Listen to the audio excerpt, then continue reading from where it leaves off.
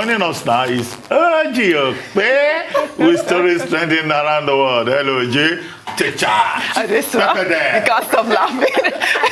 Or is it take charge no, or you are here now. No, you pepper them. That's While you are taking charge.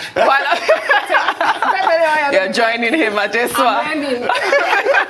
Our queen, don't learn anything else but just being a queen. How are you this morning? Fine, thank you. You look fantastic. Oh, thank you very much. That's why she's preparing us today. Thank you. It was a nice Christmas gift. Oh, Yeah, very nice. Good morning, Rufai.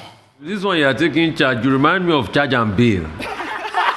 Goodness, Rufai. I hear you. Oji's in charge. Rufai, Oji's in charge. She's in charge. As always. Oji is an authority. As always. Well, Authority. Dr. Abati. Okay, let's move it. Sure. Good morning to you, viewers. We begin what's trending in Nigeria. There's been outrage over the assault of a secondary school boy who was allegedly molested and starved at a Deeper Life secondary school in Iyo, the capital of Akwa Ibom State. Last week, Deborah Okezie, mother of the young boy named Don Davis Archibong, took to social media to accuse the principal and teachers of the school over neglect of her son. She claimed her son went to school healthy and has now become a shadow of himself. The boy said he was starved and raped by some senior secondary school students and got threats to his life if he were to expose the crime. The incident has caused an outpouring of emotions on social media, with many using the hashtag Justice for Don Davis to demand for full investigation. Now the mother of the boy is alleging a threat to her life for exposing the school. Let's take a quick look. Nigeria, my life is not safe, oh.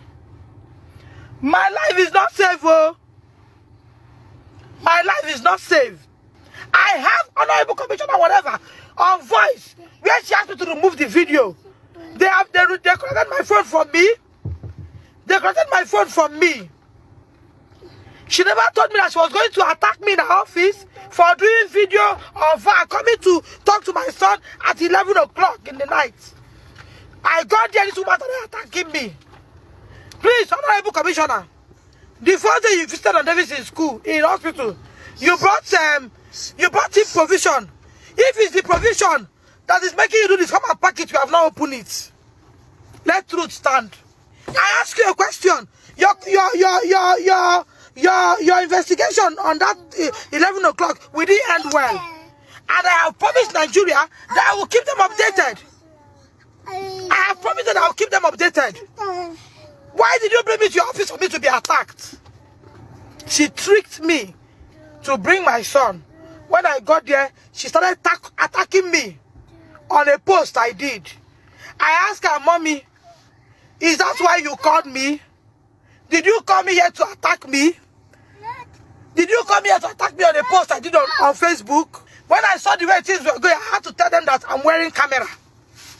All of them, they would have destroyed all I had today. All of them, the parents brought out belts. A parent that they said her son molested my child brought out belts. Before the Honorable Commissioner of Education brought out belts, my husband went on him. You want to flog my wife? This woman has been documenting her ordeal for over a week over a Facebook Live. And now she's accusing the commissioner for education in Akwa Ibom State and Nobong Mbobo of being complicit of this crime. I mean, if this is true, there needs to be deeper investigation into this woman as to why. What is the interest? Why is she asking this woman to tamper with evidence at this point? I mean, she's also said that the reason why she made that Facebook Live was to call attention to William Kumui, who is the general overseer to that Deeper Life school. I am completely outraged about this story. Adeswa. Indeed. First thing first, all the videos that I've seen of the 11-year-old boy, he looks petrified. So all the mental health support, social or psychosocial support that he needs, urgently needs to be given to him. I commend the mother and the parents. The mother has been doing the most. Yes. She has been truly a mother. She showed a picture of the boy 2 months apart when he went to school after COVID. Yes, not after COVID, when schools resumed, we're still in the pandemic, when schools resumed. So 2 months apart, and he looks like a shadow of himself, truly. Yes. This smacks of bully. I've never been a fan of boarding house. But this smacks truly of bully. He was bullied in school. He was molested, allegedly. Yes. You know, so it smacks of gross negligence by school authorities, and to add on that is the intimidation by school authorities. I don't know, I've not seen anywhere where the general overseer has reacted to this. He has not made a comment. Which is very sad. Right now, which is sad because this has been on for about a week. Yes. And I do know the governor has said investigation should commence, but it's not just, it should not be just another investigation. It should be thorough. I would like to see culprits brought to book. This is just one parent. Only God knows how many other children in that school and other schools are going through the same thing. One of her videos, she had alleged that a parent had warned her about this particular school. Maybe she said maybe this parent was not as outspoken as she is. It seems like it's an ongoing issue in this school. Dr. Abati. Well, the school has reacted. The school issued a statement, a formal statement, to restate their bona fides as a Christian school and as a school where the best standards are observed. But their story, their press statement, is critically contradicted by Mrs. Okezie's, public outing, if you like, of the school. And what she's saying is of great concern to all parents, male or female. And I've seen a lot of women, mothers, who are outraged, and I think justifiably so. Because when you want to send your child to school, you look around, boarding school, you will think that a Christian school, that school you are referring to is called Deeper Life Secondary School. And you know Deeper Life, it's supposed to be a Christian school. And then you send your child there, and what you get back, what you get in return is this kind of horrific treatment of your child. I mean, you send a child there and it's like there's homosexuality in a Christian school. And then this mother comes out, she comes forward, she says, this is what my experience has been with my child. And then there's an attempt by the state authorities to usher up, by the school authorities to deny the fact. The parent of the offending child also threatening to beat her up. I think all of those persons should be condemned. All of those persons should be identified, and they should be, in fact, tried, either for negligence or for abetting and aiding a crime. The point that she's now accused the commission. And the school itself, after due investigation, should be sanctioned by the state government, because what it means is that there is a failure in terms of standards, in terms of due diligence, in terms of, the educational expectations of not just the state government, but also the community. And I want to commend Mrs. Okezie for coming out with all the intimidation. She went on social media. And what you have seen is the power of the social media. Yes. They tried everything to shut her up. They threatened to beat her. Even her husband was saying, let us go. She told the husband, you can go. I want to get to the bottom of this matter. And the young man should be provided every help that he needs. This is very sad. I mean, I've seen mothers who were weeping, just listening to our story. Yes, and I want to thank you, OG, for bringing this story, because you don't know, there are probably many other schools where you have this kind of satanic environment in schools. And we send our children to these boarding schools, we don't know what happens there. Earlier on, when we were talking about the Kankara boys, I was saying in the north, maybe boarding schools should be shut down for a period of about 2 years, and there should be a review. Now, up north, the issue may be abduction, kidnapping.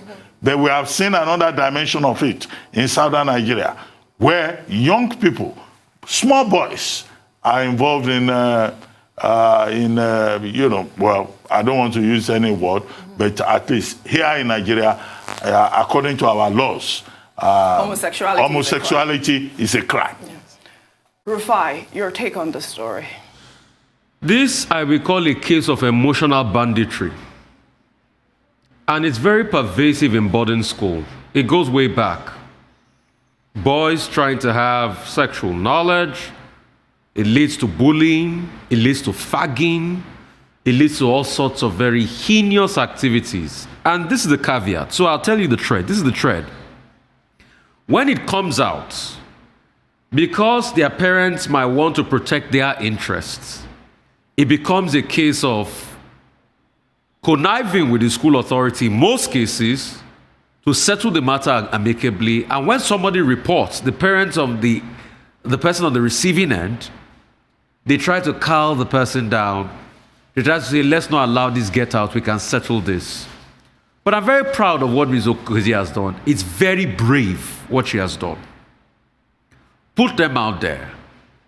And this is the time I wonder what are the associations we have. I was even shocked that this has gone out to the state commissioner.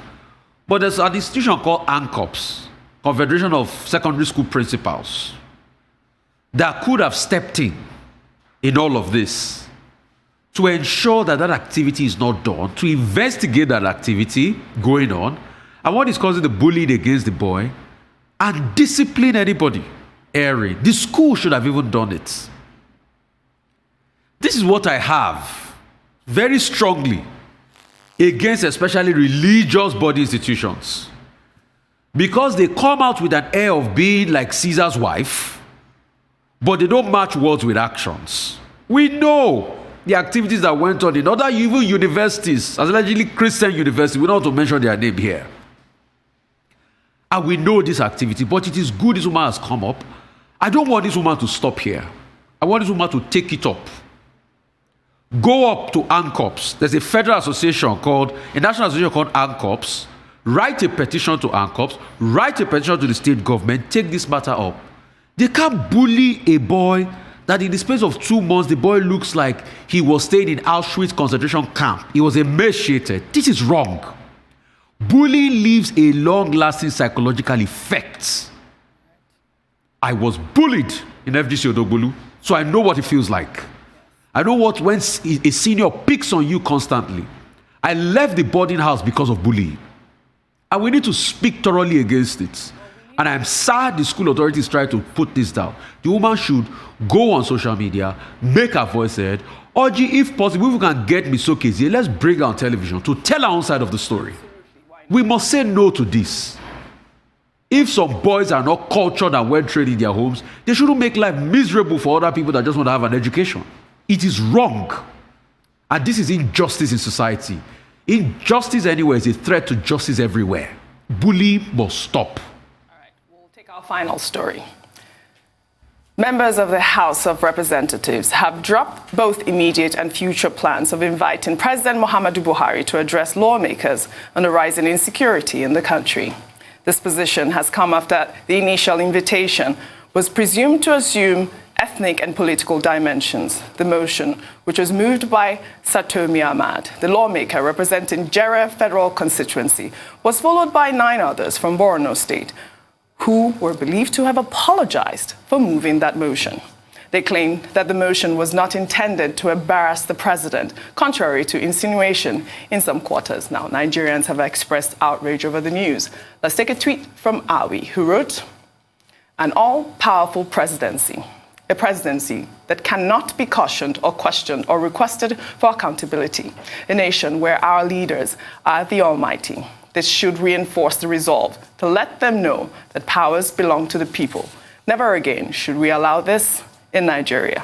I mean, I think the outrage really, Dr. Abati, is the fact that, the apology was the outrage really. But also the fact is, the Jere constituency, right? This man representing that constituency is where those farmers were beheaded. And a lot of people are very upset about that fact that he's not representing the voice of the people, instead going back to withdraw the motion. It's really appalling.